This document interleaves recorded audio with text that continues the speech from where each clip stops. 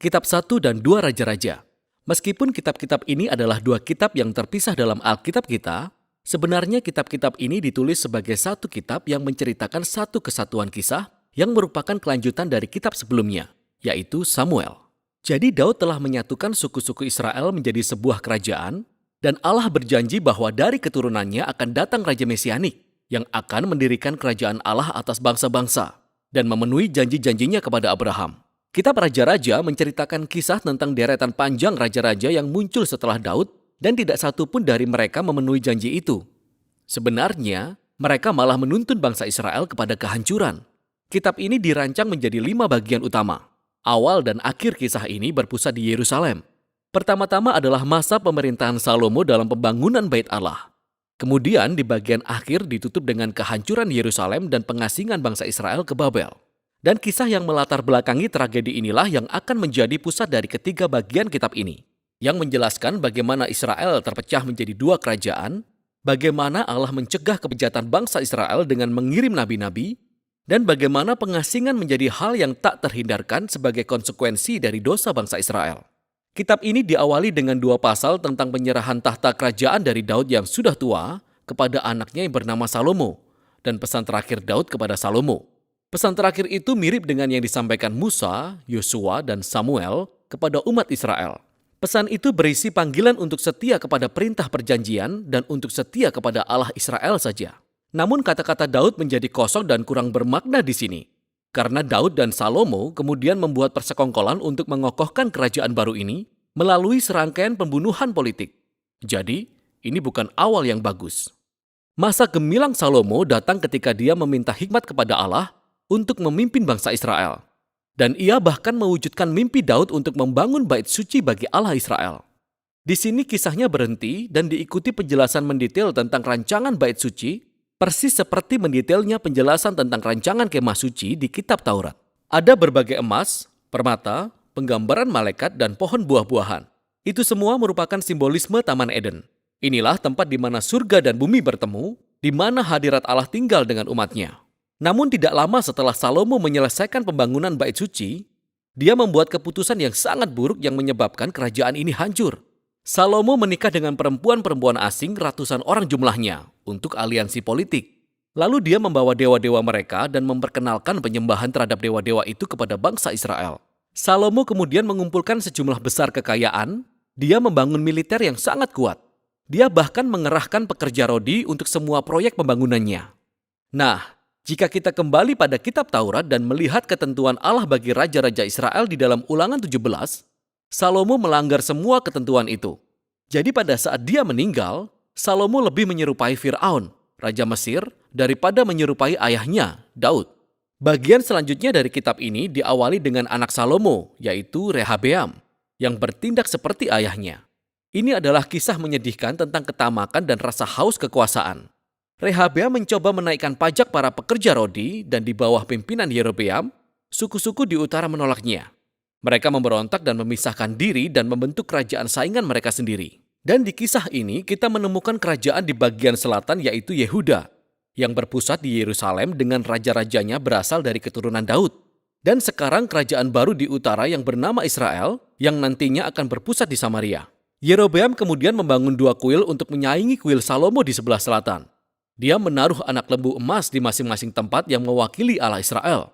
Kaitannya dengan Keluaran 32 dan anak lembu emas sangatlah nyata. Dari sini, ceritanya bolak-balik dari utara ke selatan menelusuri nasib kedua kerajaan. Masing-masing kerajaan memiliki sekitar 20 raja berturut-turut. Dan saat penulis memperkenalkan masing-masing raja, dia mengevaluasi pemerintahan mereka dengan beberapa kriteria.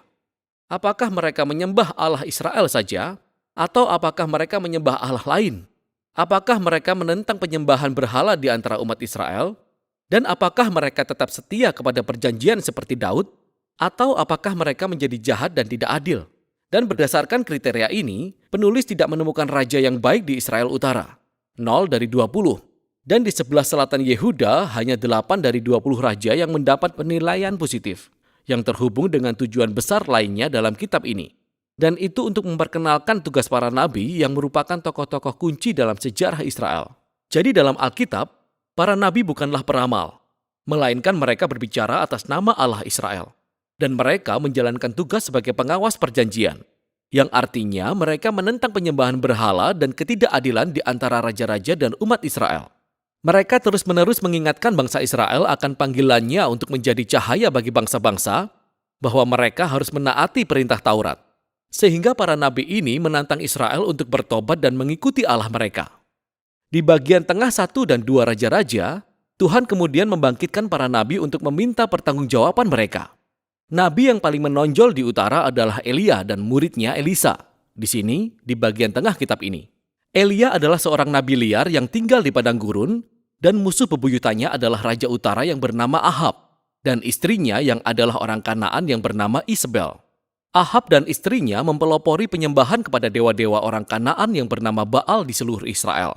Dan dalam kisah yang terkenal, Elia menantang 450 nabi Baal dalam sebuah kontes untuk membuktikan Allah siapa yang hidup. Jadi kedua pihak membangun mezbah dan berdoa kepada Allah mereka masing-masing. Tapi hanya Allah Israel yang menjawab dengan api. Setelah ini, Ahab memakai kekuasaannya untuk membunuh petani Israel dan mencuri kebun anggur keluarganya. Dan sekali lagi Elia menentang ketidakadilan Ahab, dan dia memberitakan kehancuran keluarga Ahab. Elia akhirnya memberikan jubah kenabiannya kepada seorang murid muda yang bernama Elisa, yang meminta 2 bagian kuasa Elia. Tapi yang menarik di sini adalah bagaimana penulis menceritakan 7 tindakan ajaib Elia, dan kemudian dia menyuguhkan kisah tentang 14 tindakan penuh kuasa dari Elisa. Kedua nabi itu jelas merupakan orang-orang yang luar biasa, dan mereka memainkan peran yang sama dalam menghadapi raja-raja Israel karena penyembahan berhala dan ketidakadilan. Dan pada akhirnya mereka tidak berhasil mengubah Israel dari kemurtatan. Di bagian selanjutnya, kerajaan sebelah utara telah dihantam oleh revolusi berdarah yang diprakarsai oleh seorang raja yang bernama Yehu, yang menghancurkan keluarga Ahab. Dan meskipun pada awalnya Yehu ditugaskan oleh Allah, kekejamannya sudah tidak terkendali dan itu menyebabkan rangkaian pembunuhan politik dan pemberontakan yang tidak pernah habis di Israel. Kudeta demi kudeta terjadi setelah Yehu dan setiap raja mengikuti Allah lain dan mengizinkan terjadinya ketidakadilan yang luar biasa. Itu semua membawa kita pada 2 Raja-Raja pasal 17. Kerajaan Asyur yang besar dan jahat menyerbu dan menghancurkan kerajaan utara sepenuhnya, dan ibu kota Samaria ditaklukkan, dan bangsa Israel diasingkan dan diserakkan ke seluruh dunia. Nah, pasal 17 adalah kunci. Penulis menghentikan kisahnya dan menawarkan refleksi kenabian tentang apa yang baru saja terjadi. Dia menyalahkan kejatuhan kerajaan utara pada penyembahan berhala dan ketidaksetiaan bangsa Israel dan raja-raja mereka kepada perjanjian. Jadi Allah mengizinkan mereka menghadapi konsekuensi dari keputusan-keputusan mereka. Bagian terakhir dari kitab ini menceritakan kisah tentang satu-satunya kerajaan di selatan. Di sini, kita bertemu dengan beberapa raja yang sangat heroik seperti Hizkia yang mempercayai Tuhan ketika tentara Asyur datang mengetuk pintu Yerusalem. Atau Yosia yang menemukan gulungan kitab Taurat yang hilang di dalam bait suci. Lalu dia mulai membacanya. Dia menjadi insyaf dan dia mengadakan reformasi keagamaan untuk menghapuskan penyembahan berhala akibat pengaruh orang Kanaan di tanah perjanjian. Namun, Yehuda sudah melenceng terlalu jauh. Raja di antara Hizkia dan Yosia adalah Manasye. Dia adalah raja terburuk sejauh ini. Dia bukan hanya memperkenalkan penyembahan patung berhala di dalam bait Allah di Yerusalem, dia juga memprakarsai ritual pengorbanan anak. Lalu Allah mengirim nabi-nabi untuk memberitahukan bahwa waktunya telah habis. Bangsa Israel sudah terlalu bejat untuk bertobat. Pasal-pasal terakhir berkisah tentang kerajaan Babel yang datang untuk menginvasi Yerusalem, menghancurkan rumah Tuhan, dan membawa orang-orang dan semua keturunan Raja Daud ke pengasingan. Lalu kisahnya berakhir dan menimbulkan pertanyaan. Apakah Allah sudah selesai dengan bangsa Israel? Apakah Allah sudah selesai dengan keturunan Daud? Nah, paragraf terakhir menyoroti tentang masa setelah 40 tahun pengasingan, dan paragraf ini menceritakan kisah yang aneh. Kisah ini tentang Yoyakin, keturunan Daud yang seharusnya adalah raja dan dia telah kembali ke Yerusalem. Raja Babel telah membebaskannya dari penjara dan mengundangnya untuk makan di meja raja untuk sepanjang sisa hidupnya. Dan kitab ini berakhir. Itu terdengar biasa saja. Namun kisah ini memberi secerca harapan bahwa Allah tidak meninggalkan keturunan Daud. Jadi pertanyaannya sekarang adalah, bagaimana Allah akan memenuhi janjinya kepada Abraham dan Daud? Bagaimana dia akan memberkati bangsa-bangsa dan mendatangkan kerajaan mesianik?